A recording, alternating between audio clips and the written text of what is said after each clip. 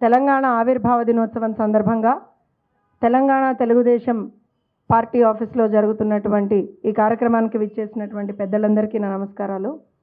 మాది తెలంగాణ జాతి, మా నరనరమున నీతి, మా బతుకంతా కొట్లాట నిత్యం, మాకెవరూ లేరు సాటి.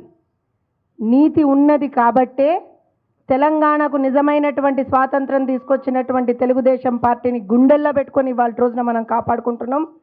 మనం తెలంగాణ బిడ్డలం కాబట్టే మన బతుకు ఎంత కొట్లాటైనా సరే ప్రజల కోసం నిత్యం మనం కొట్లాడుతూనే ఉన్నాం. తెలంగాణ శ్రేణులందరికీ కూడా, కార్యకర్తలందరికీ, నాయకులందరికీ ఒక్కటే విజ్ఞప్తి: తెలంగాణ సెంటిమెంట్ని రెచ్చగొడదామని, మళ్ళీ ఏదో సాధిద్దామని అనుకునేటువంటి వాళ్ళని పట్టించుకోకండి. రోడ్డు మీద పోతుంటే 100 మంది మాట్లాడతారు. మనకు కావాల్సింది ప్రజల మంచి. 60 ఏండ్ల తండ్లాట ఇది. కోట్ల మంది ప్రజల ఆకాంక్ష తెలంగాణ. ఈ తెలంగాణని నిత్యం మన గుండెల్లో పెట్టుకొని మనం ముందరకు తీసుకుపోవాలి. ప్రతి ఒక్కళ్ళని కూడా అభివృద్ధి దిశలోకి ఏ రకంగా అయితే నారా చంద్రబాబు నాయుడు గారు ఆలోచన చేస్తారో ఆ రకంగా తీసుకుపోవాల్సినటువంటి అవసరం ఉన్నది.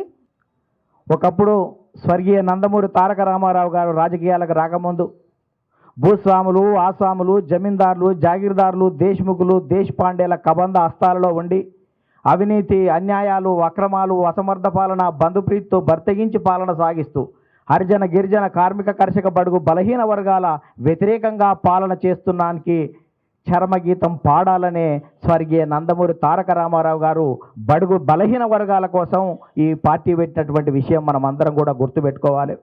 నాటి నుంచి నేటి వరకు ప్రతి తెలుగువాడి ఎక్కడ ఉన్నా తెలుగువాడి ఆత్మగౌరవం కోసం, తెలుగువాడి ఆత్మవిశ్వాసం కోసం ప్రపంచవ్యాప్తంగా ఉన్నటువంటి అవకాశాలను పునికి పుచ్చుకొని తెలుగు జాతిని మహోన్నత జాతిగా తీర్చిదిద్దే పనిలో తెలుగుదేశం పార్టీ ఉన్నది అని సందర్భంగా గుర్తు చేస్తున్నా.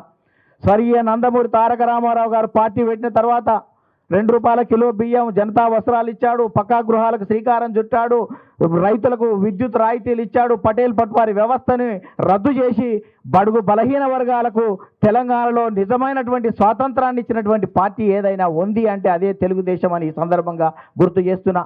ఈ తెలుగుదేశం గడ్డపై, ఈ తెలంగాణ గడ్డపై పుట్టినటువంటి ఈ తెలుగుదేశం పార్టీ ఆవిర్భవించిన తర్వాతనే మనం మౌలిక సౌకర్యాల్లో అనేక మార్పులు వచ్చాయి. విద్యార్థులకు ఉద్యోగాలు వచ్చాయి, అనేక ఐటీ కంపెనీలు వచ్చాయి, ఇన్ఫోసిస్ లాంటి కంపెనీలు వచ్చాయి. పెద్ద ఎత్తున రాష్ట్రం అభివృద్ధి చెందింది. ఇలా రాష్ట్రం విడిపోయిన చంద్రబాబు నాయుడు గారి ఆదర్శాలని మనం ముందుకు తీసుకుపోవాలని, ఈ గడ్డ మీద మళ్ళీ తెలుగుదేశం పార్టీ ఉండాలని ఒక తెలంగాణ వాడిగా, తెలంగాణ వ్యక్తిగా, తెలంగాణ పౌరులుగా మనం అందరం కూడా కృషి చేస్తున్నాం. 12 సంవత్సరాల ఈ పోరాటంలో అనేక పార్టీలు పరిపాలన చేసినప్పటికీ నిధులు రాలే, నీళ్లు రాలే, ఉద్యోగాలు రాలే, ఏవీ రాలే. వాళ్ళ కుటుంబాలు కూడా బాగుపడినాయి. ఇలా తెలంగాణ నిర్మాణం చేస్తామని గడీల నిర్మాణం చేశారు.